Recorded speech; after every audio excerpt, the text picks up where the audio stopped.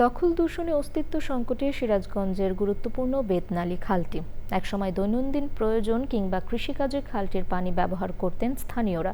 কালের বিবর্তনে সেই খাল এখন মৃতপ্রায়।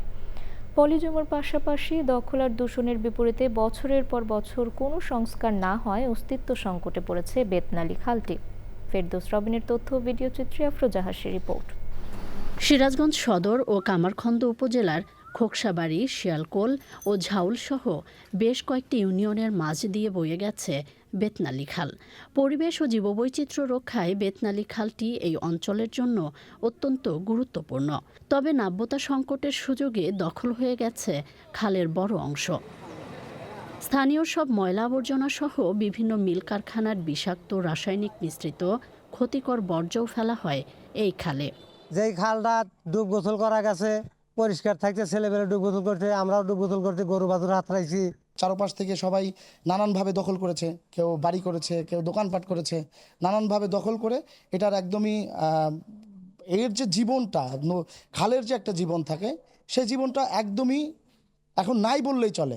দখলমুক্ত ও খননের মাধ্যমে খালের নাব্যতা ফিরিয়ে আনার দাবি স্থানীয়দের। প্রচুর পরিমাণে রবি শস্য উৎপাদন করতে প্রত্যেকটা কলকারখানা ইটিপি স্থাপন করা এবং অবৈধ স্থাপনগুলা উচ্ছেদ করে এই খালটা পুনরায় জীবিত এবং নাব্যতা ফিরে দেওয়া।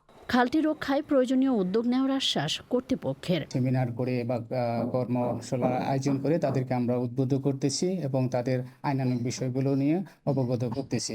এর পরেও যদি তারা করতে থাকে, এটা কন্টিনিউয়াস করে যায়, আমরা আমাদের আইন অনুযায়ী যথাযথ ব্যবস্থা গ্রহণ করার চেষ্টা করব। এখন পর্যন্ত টোটাল 3টি খাল খননের বরাদ্দ পেয়েছি, উল্লাপাড়ায় 2টি আর শাহজাদপুরে 1টি।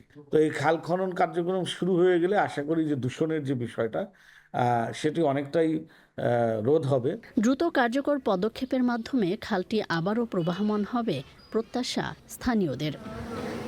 আফরোজা হাসি, প্রকৃতি ও জীবন ডেস্ক, চ্যানেল আই।